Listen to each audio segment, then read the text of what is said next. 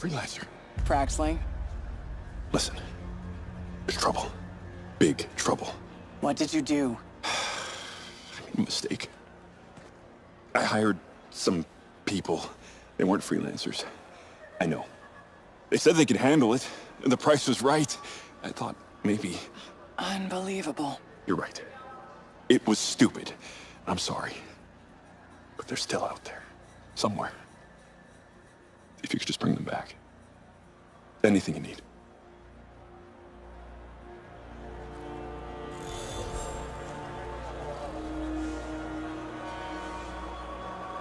I'll get to it tomorrow. All right.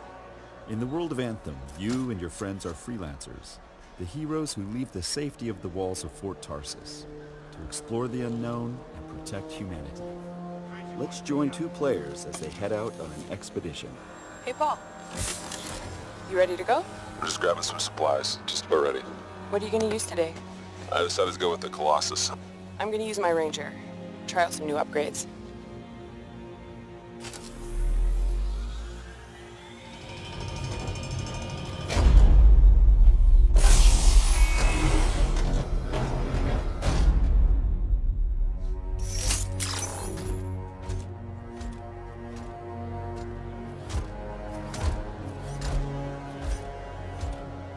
Every player will own an array of exosuits we call Javelins. These suits give players superhuman capabilities and are heavily customizable so they look and play how you want. Bam. Looking good. Nice. You've got a mortar equipped. Yeah, I got it on the weekend. You lead the way, I'll follow.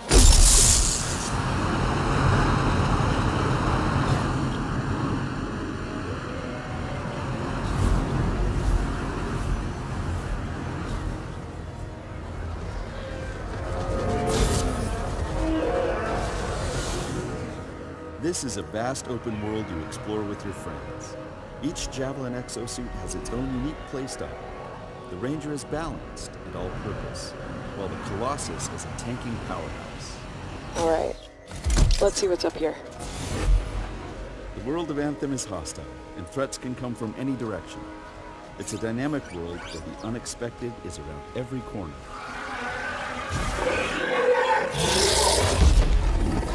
I'm not sure we want to use all our supplies on this guy. Right? To hear about it is to want to play it.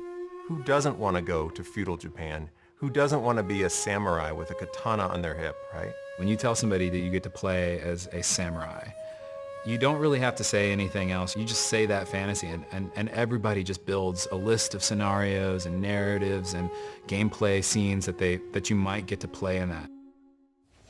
When we hit upon the Mongol invasion of Tsushima of 1274, it all clicked.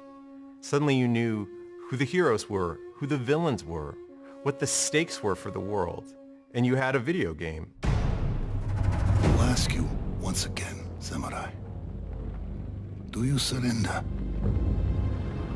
Ghost of Tsushima is a action stealth adventure game where you play a samurai in feudal Japan, and we're taking inspiration from the historical point in time where the Mongol army invaded the island of Tsushima.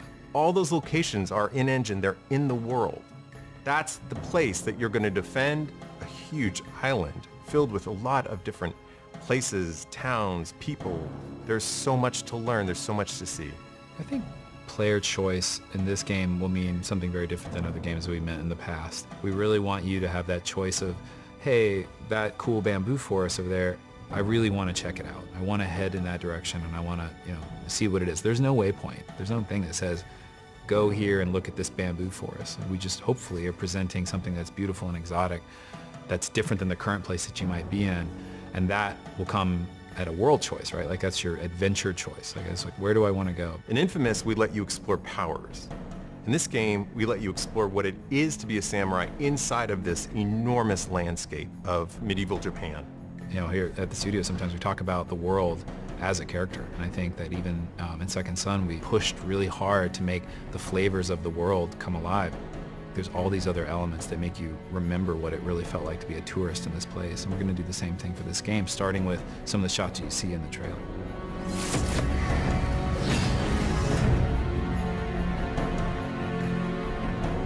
We've been working on this game for 3.5 years, and it's exciting to be at a spot where we're finally able to share with the world what we've been working on. And now it's just up to us to actually deliver this fantasy, this wonderful fantasy about being a samurai in feudal Japan. Place in a lush, vibrant fantasy world, full of painterly textures and bright, rich colors. But this world has come under siege by an organized army of massive otherworldly invaders known as the Reveni, who have begun systematically eradicating humanity off the face of the planet. You play as Avil, one of the last of the Sentinels, a legendary group of warriors with the skills and tools necessary in order to take down these massive foes. The gameplay in Extinction emphasizes high-speed traversal around the environment. In addition to the basic jump and double jump, Avil can also run horizontally along walls, run vertically straight up walls, air dash through the sky, come floating back down gently, can bounce off of springy objects in the environment such as building awnings or treetops, and can use his whip like a grappling hook to get around. When he does this, time slows down, giving him time to plan his next move and make split-second decisions. Of course, Avil's ultimate goal is to save as much of humanity as possible. He needs to protect them from the constant onslaught of the ogres and their minions. He does this by engaging them in real-time, skill-based combat. In addition to his series of regular strikes, he can also execute powerful AoEs, launch enemies into the sky, slam them back down to the ground, cancel his attacks into rune strikes for massive damage, and cancel his attacks into dodges in order to evade his opponent's strikes. Of course, the star of the show is Avil's combat with the ogres. Now, with their minions defeated, it's time for Avil to take on their master, one of the enormous Reveni who has been rampaging through the countryside, obliterating everything in our fully destructible environments. The ogres themselves are fully dismemberable, but they wear armor in order to protect themselves. In order to take this beast down, Avil must first destroy that armor. This is done via a powerful charged-up rune strike. Once the armor is destroyed, Avil can then dismember the limb underneath.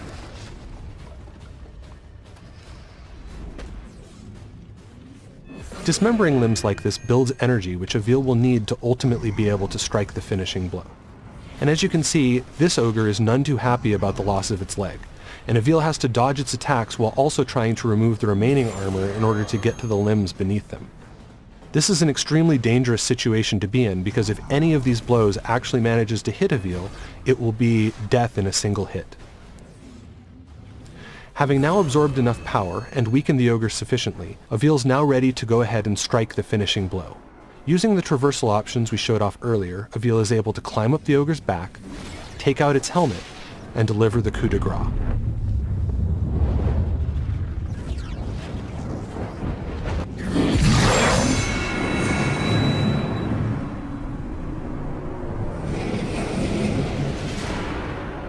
That was a relatively easy fight against a relatively basic opponent, but not all enemies are so simple.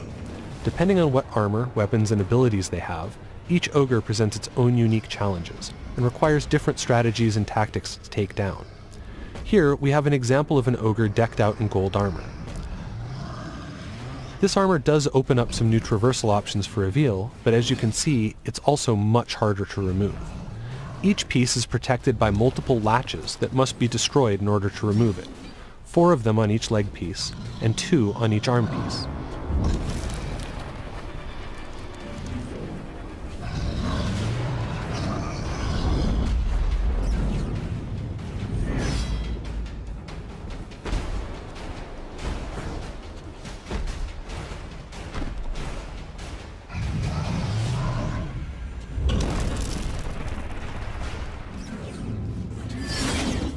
Having finally destroyed all the latches, Avil is now able to dismember the first of this ogre's legs.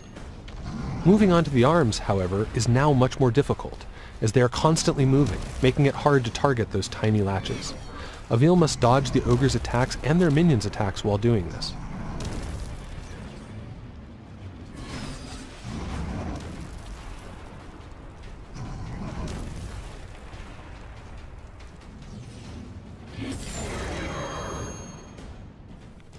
It has now taken sufficiently long to take down this ogre that its leg has regenerated, and it stood back up, but it no longer matters. Flush with energy from his last kill, Avil is ready. He climbs up the back of the ogre and is presented with one final challenge, staying up there long enough to take out its remaining armor. First, he removes the helmet, and then the collar. With these 2 obstacles out of the way and its neck exposed, Avil can finally go in for the kill, and so the second ogre falls.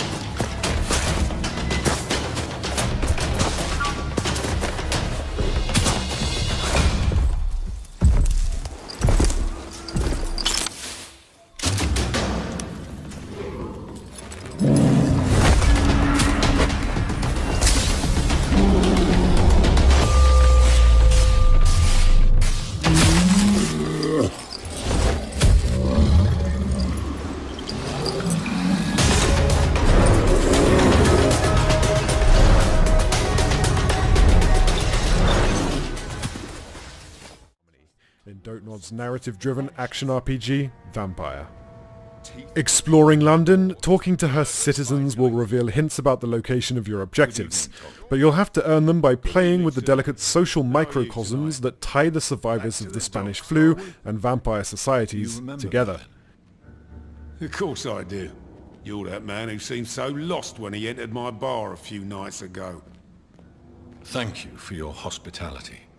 I'm Jonathan Reed, by the way. I'm still Tom Watts. Welcome back, Doctor. Tom, I need to find Sean Hampton as quickly as possible. I've been told you could help me. I heard the sad saint was recovering at Pembroke Hospital. Did he leave or something? The important thing is I find him, quickly. Why not try his night asylum? He takes care of those who need a meal or a roof there. Where is it? It's in an old warehouse, northwest of here. Just follow the bank to the west and go north when you reach the end of the pier. So we're now en route to the docks to find Sean and understand why he's fled away from the hospital and probably killed another patient, Harriet Jones. As a vampire, you have access to skills in combat as well as outside of combat, often to help you traverse a semi-open world. The most efficient way to grow stronger is to feed from the healthy, not to fight those risking the flu and pollution in the streets to hunt vampires and skulls.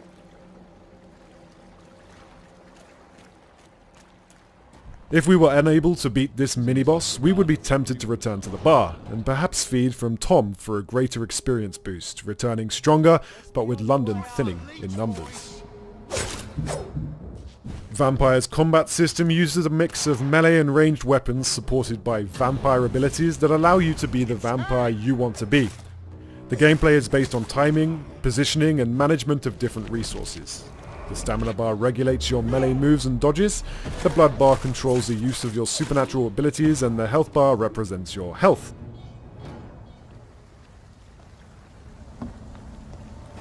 There are many areas to explore, loot, and pick up information to learn about the world, its lore, and what happened to London since disease spread.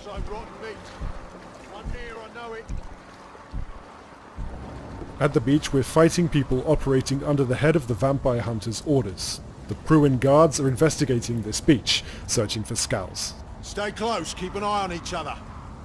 Skulls are a lesser species of vampires lurking in quarantine areas, underground or in dark corners. Due to the Spanish flu epidemic, they have suffered heavy mutations and have recently become very aggressive.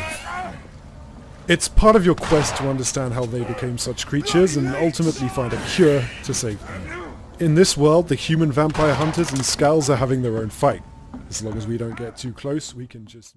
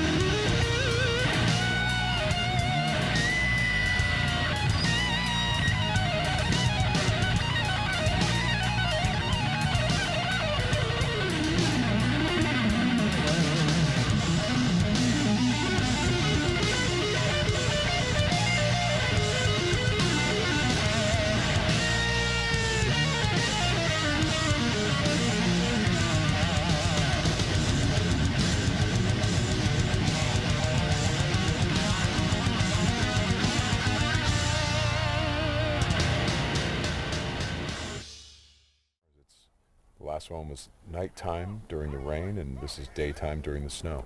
Yeah, and that, you know, and it's not just cosmetic, and I think that's one of the things we really wanted to emphasize, you know, because this time we're showing sort of a day in the life of Deacon. You see he's on the drifter bike here. We wanted to show a little more of the bike riding and how the weather can kind of impact that. So we have this drifting mechanic, right? You see him kind of slipping and sliding around a little bit. Changes the handling of the bike. That's really interesting. Now, there were wolves there last time, John, and these wolves would pursue you down this road, and then Deacon had to turn his back, shoot a wolf, and he got clotheslined right up there, didn't he? Yeah, exactly. So this time you see that he wasn't being chased by the wolves. That's a dynamic event that can just, you know, it's just, that can happen or not. It just depends on when you're playing the game. Interesting. And this time Deacon saw the ambush and he was able to avoid it. So he kind of comes up and around and behind them. So does weather impacts whether these creatures show up or not in daytime, nighttime, all that stuff? Yeah, absolutely. So especially the freakers, they come out, they're mostly nocturnal, but they will come out as the weather gets colder. They become stronger in the cold. Right. And so that will, you know, again, kind of change up the way the game plays. That's very, very, I kind of love that you decided to do this as a demo to show two completely different iterations on the same exact mission in the game. Yes, exactly. So we wanted to have, you know, the job is basically the same. Deacon hears that his buddy's in trouble, rides out to save his life. And, you know, as you can see here, this is a completely different experience from what we showed in the first demo. In the first one, Deacon gets clotheslined, and it sounded very painful, by the way. Oh, speaking of painful, okay, so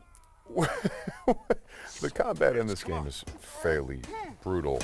John, you want to talk about that a little bit? Well, we just wanted to make it as, you know, as realistic as possible. So, yeah, we're not holding back on that at all. And, you know, and Sam's done most of his own stunt work for this. And I can tell you that when we're on the performance stage and we're capturing that stuff, we just try to keep it real, right? Right. Well, right. There was sort of a decision made at some point. What we've been I've been on the project for what, 2 or 3 years now? Yeah, I think 3 years. And so early on, I think there was a more, what were we?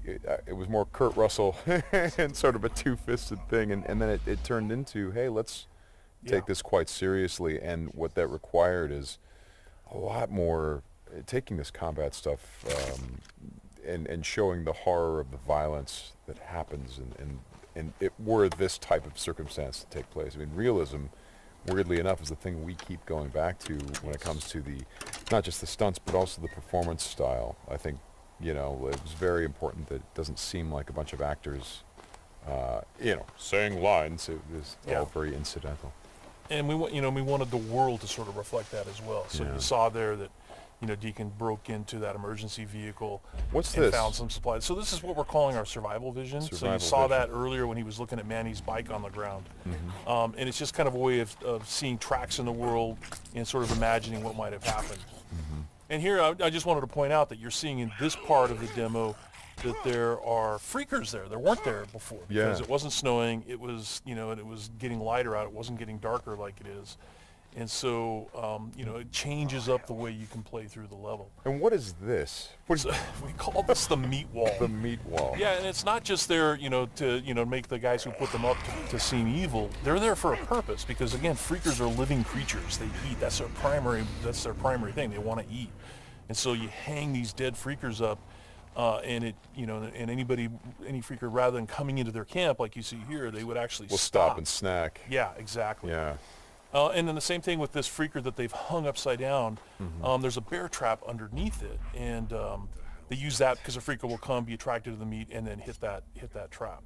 Interesting. Another thing you just saw, by the way, is that tin can. The tin can trap that he that's an alarm that the Marauders will put up. And this is, again, some of the things that Marauder camps just do. And you find these Marauder camps throughout the world. You'll find traps like that. And then if you're careful and you're paying attention, you can avoid them. Because in the first demo, Deacon didn't avoid it, and he set off that alarm. Right. Now this is the same tactic that he used last time. Throws the rock to get someone to lure him over and have him step in the bear trap. But this one plays out a little bit differently than last time. One of the things that struck me, and we've talked about this obviously as we've shot, but there's an effort of the other Marauders to get this guy to shut up, and he won't. Yeah, and so in the first demo, Deacon's heading on down the trail, and you can hear that happening behind him. Right. And this time we're showing what happened. So You know, he's watching everybody react to this poor guy trapped in the, you know, in that bear trap, and she just is like, shut up, shut up, shut up, and then just loses it and shoots the guy. Right, right. And of course, in the meantime, Deacon, you know, is crafting a Molotov and just takes them all out. Right.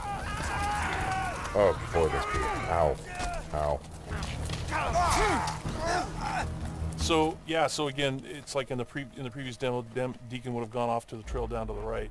This time he's going to head this way. He follows the tracks, and comes under a sniper attack. Now, let me ask you something about the survival. Okay, there's a sniper attack coming, but the survival vision is, if you don't, say, upgrade your survival vision, can you miss clues? I mean, are there things that you would get if you upgraded your survival vision that would help you complete the mission better? Exactly. And you have to, you know, we have a whole skill tree, and it's all tied to the experience that you can earn as you're just playing through the game, and then you can upgrade those things. What's happening here? We got a freaker tied to a tree. Yeah, so this is another type of trap that Marauders will set. They will set, you know, they will basically chain freakers to the perimeter of their camps, and they use them as kind of an alarm system. And then that, you know, you saw that Marauder there. He was just tormenting the poor freaker, and then so Deacon kind of takes advantage of that. Well, and you think for a moment that Deacon is the guy, he's sort of helping the freaker by, you know, getting the guy that taunted him. Is like, no, and then he's going to take the freaker out right afterward. Exactly. And this is a bit of silent sniping using the crossbow. Yeah, so this whole sequence at the end plays out very differently. In the first demo, you saw Deacon use a swarm. He weaponized a swarm, lured them into the camp, and then they kind of did the work for him. There's no swarm in this run-through. So the player really has to go in and use what we're calling our strategic sandbox combat, and that's just, you know, stealth mechanics and setting and using traps, whole arsenal of weapons. You see there's a variety of weapons that Deacon's going to use through this, including the crossbow. You know, he crafts his own bolts. And you know, he's got to figure out how to get up to Manny, just, you know, using his combat skills instead of doing it strategically.